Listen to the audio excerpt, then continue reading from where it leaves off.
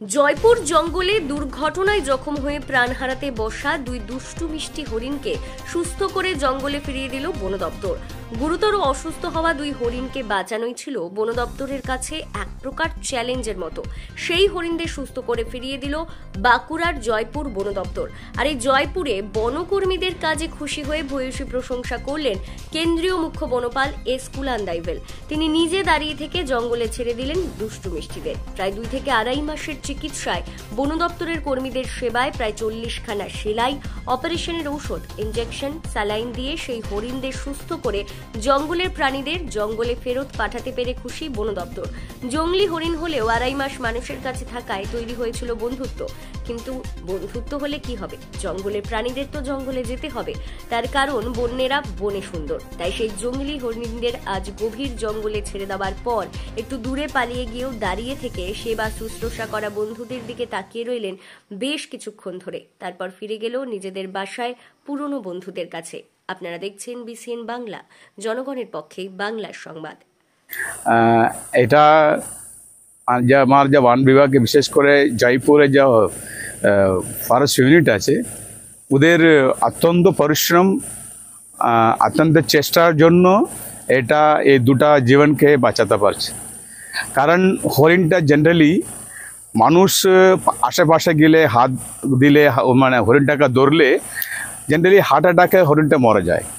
আমরা যখন হরিণটাকে রেস্কিউ করে আর কোনো সময় আমরা ট্রান্সপোর্ট করে রিলিজ করার জন্য নিয়ে যাই, অনেকবার হরিণটা মরে যায় হার্ট অ্যাটাকে। কিন্তু এই হরিণটা এখন ট্রাককে এটা রাস্তায় একটা অ্যাক্সিডেন্ট হলো, তারপরে এটাকে মেজর ইঞ্জুরি ছিল, পায়ে ছিল, পেটে ছিল।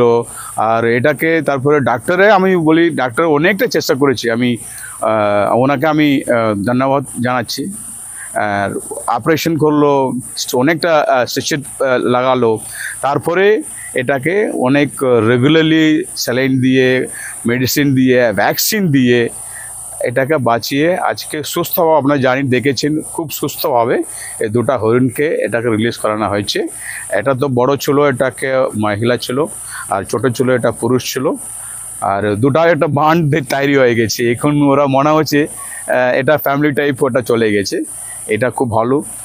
আমি এটা বলবো এই ধরনের কাজটা আমার বন দপ্তরে আজকের দিনে আপনি অনেকটা দেখতে পাচ্ছেন। আগে মিডিয়া ছিল না, খবরে ছিল না, আমরা আগে এটা করতাম।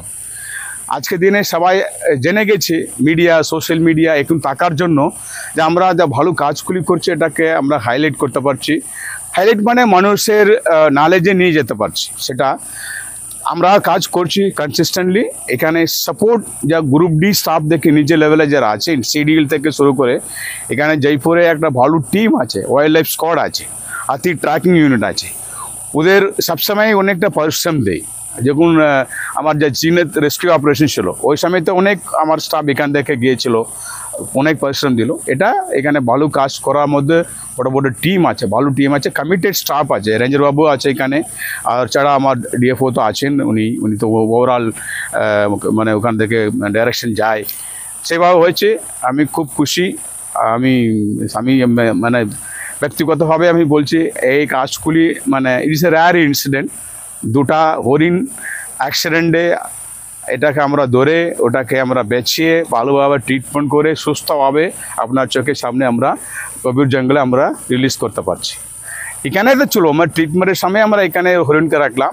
এটা ও জন্ম এখানে হলো, ও জেনে এখানে বেশি দিন তো নেই, মার্চ মাসে 29 তারিখে মার্চে এটাকে আমরা ধরলাম, তারপরে একটা ধরলাম 3 এপ্রিল মাসে। বেশি দিন তো হয় নাই, মোটামুটি 2-2.5 মাস মধ্যে ওটাকে ভালো রেস্টি করে আমরা সুস্থভাবে রিলিজ করতে পারছি।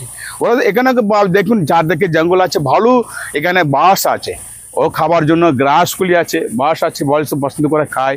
এছাড়া ওনার ভালো নিচে মানে যে গ্রাউন্ড ফ্লোরে গ্রাউন্ডে যে আছে অনেকটা খাবার জিনিস আছে, সেই জন্য অসুবিধা হবে না, ভালোভাবে থাকবে। আমি খুব খুশি আছি। নজরদারি রয়েছে নিশ্চয়ই থাকবে, মনিটরিং থাকবে। আমার তো আজকে 2 দিন 3 দিন এখানে স্পেশাল একটা মানে মনিটরিং টিম থাকবে, মনিটর করবো। আর এমনি ডিস্টার্ব করবো না আমরা, কিন্তু দূর থেকে এটা মনিটর করে রাখবো।